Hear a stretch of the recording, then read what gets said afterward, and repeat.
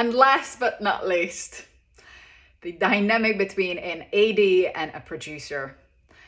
I have worked with directors that I did not want to work with and I never want to work with ever again. But in 10 plus years, I've never worked with a producer who didn't like me. And that is high praise.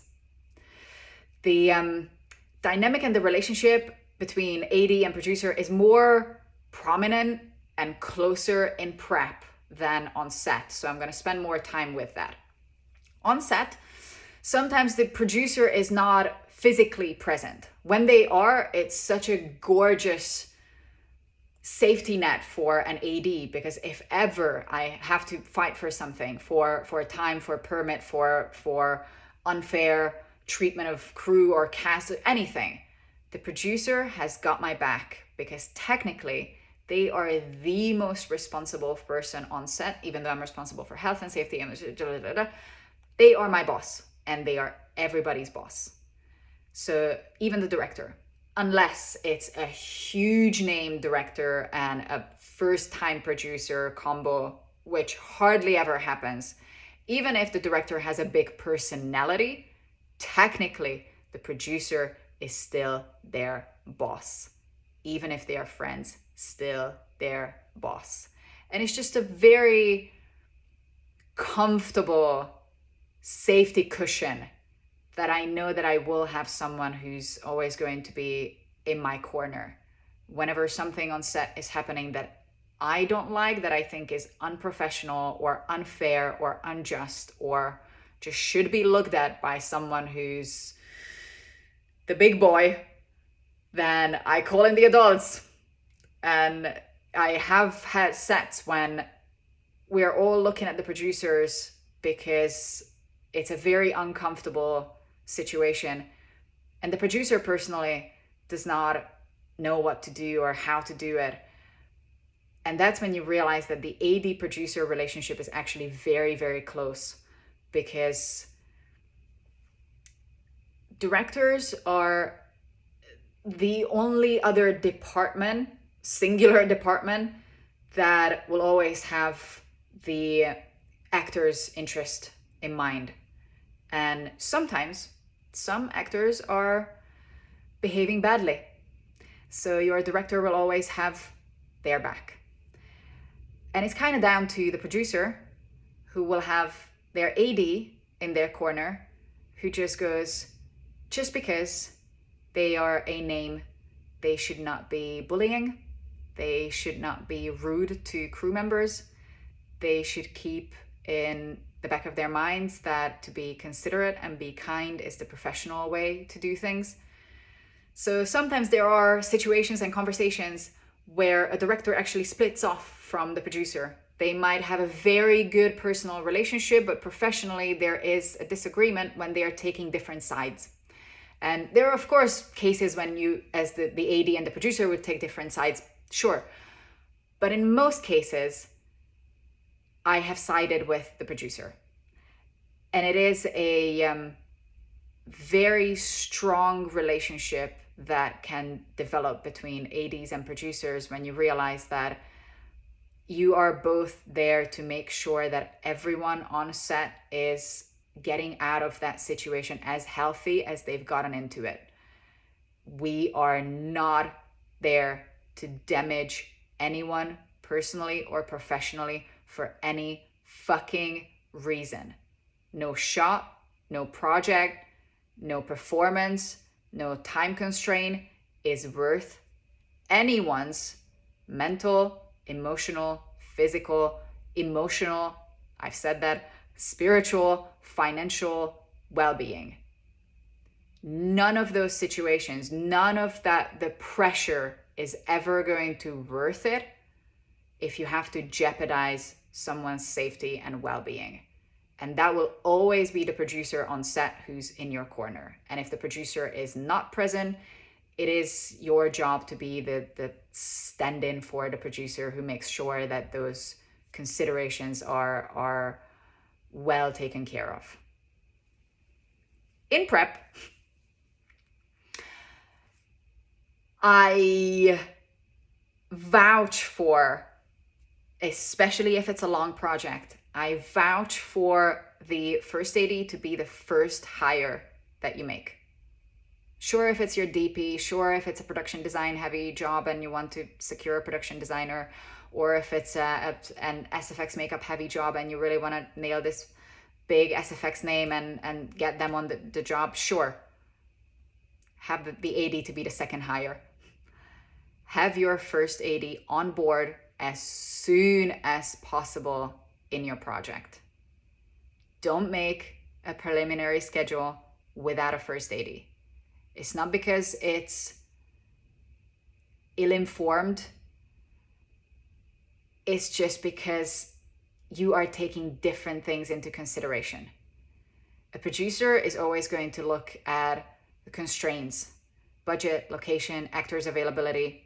The AD loves to know about that. Yeah, give me all the restrictions and I will work around them, but I will still be honest about how long shit takes. Just because you only bought one day at a location for 10 pages of a script, I will have something to say about that. Are we shooting those 10 pages in a single continuous take? Because then we might have a chance to shoot it in a day. But if not, you might want to reconsider your budget constraints. The ADs are coming in with the tangible, real life, on set, on the ground experience of how long things take. And unless your AD is a people pleaser, that's why you want to call them in as soon as possible. Because if you put them in a corner of, well, these are the restrictions and we already booked everything and we kind of made the schedule without you, but if you can tweak it, that would be amazing. Unless that's the dynamic, the AD will be able to tell you and flag it far ahead that what you've come up with is not realistic, or the end result is not going to be pretty. We're going to be dropping shots, we're going to be dropping scenes, we're going to be pushing things to the back of the shoot, and you're going to have to pay for overtime and reshoots. And in the end, if you don't listen to your AD about how long shit takes, then you're going to pay for it. So get them in as soon as possible and listen to what they say. Because sometimes on feature films, and like I do get it that sometimes it's like a budgetary constraint that we as production, we just wanted to make a schedule and of course it's yours and take it, but this is what we were thinking. And especially if it's a shoot that has a lot of different elements to think about, the producers are not going to think about all those elements. And they are going to have a very idealistic view on what is possible in a day.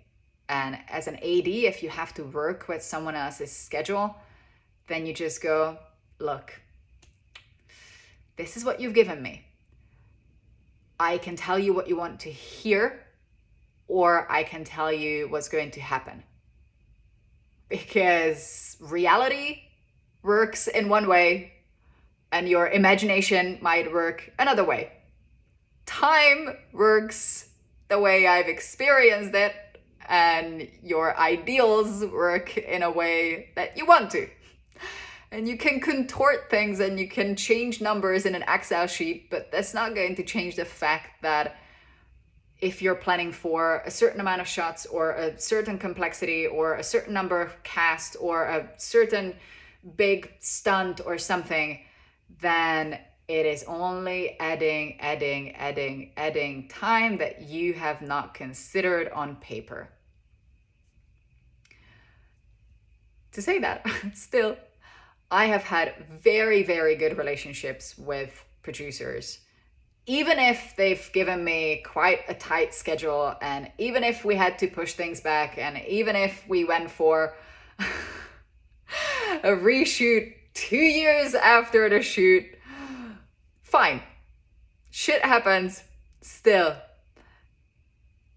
I personally, that's just my personality. That's how I communicate with people. I like playfulness.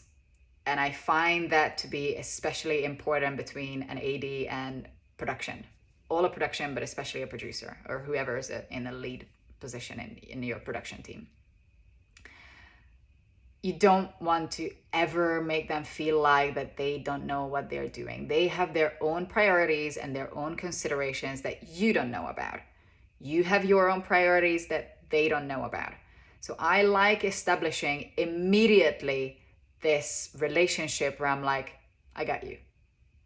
We'll do this together. Well, it's gonna be tough, but we'll do this together. It's fine. Because I'm the buffer. I'm the shock absorber. On set, I'm going to be the first person who's like, I fucking told you so. But I don't say that. There's no point. There's absolutely no point in any part of the process to blame anyone or to push the responsibility onto someone else. Every single shoot that I've ever been on, and probably anybody has ever been on, was tight on budget and tight on time compared to the expectations or the idealistic scenarios or the wishful thinking. It's just the nature of creative work that once we're getting into it deeper and with more care and with more enthusiasm and bigger expectations, and we are running out of time and money. It's just the nature of, I believe, any creative endeavor. So this playful, very understanding, very much I got you, we're on the same wavelength, we are just telepathically communicating with each other relationship has been very useful and very enjoyable as an AD. When I established that personal humor with someone, with a producer, it is fun to solve problems. All we do for the entire day is answer questions and solve problems.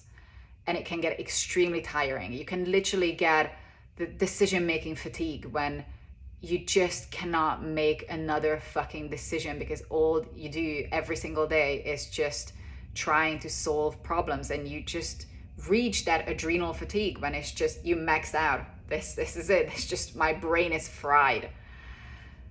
And it's very good to have someone in your corner in those situations when you know that the other person is going through exactly the same thing. You're both under huge pressure, and to keep humanity alive in those situations, to keep humor and joy and playfulness alive, that is just gorgeous.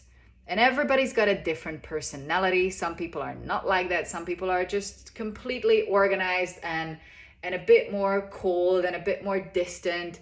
Totally fine.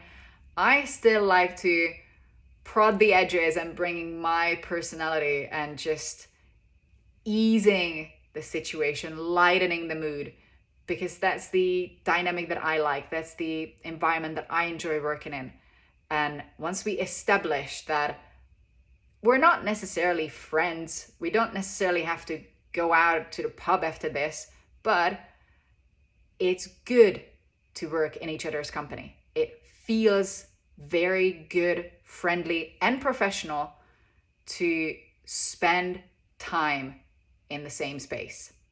And that to me is the most important relationship that you can have on set. Mostly in prep, not on set that much. I don't spend that much time on set with producers, but in prep. And that preparation to be able to flag issues far ahead, to be able to have a plan and be prepared to throw that plan away, I think it's very crucial. That playfulness allows you agility and flexibility. It allows you to be structured and malleable at the same time. And those are qualities that can absolutely make or break a shoot. And you want to make it.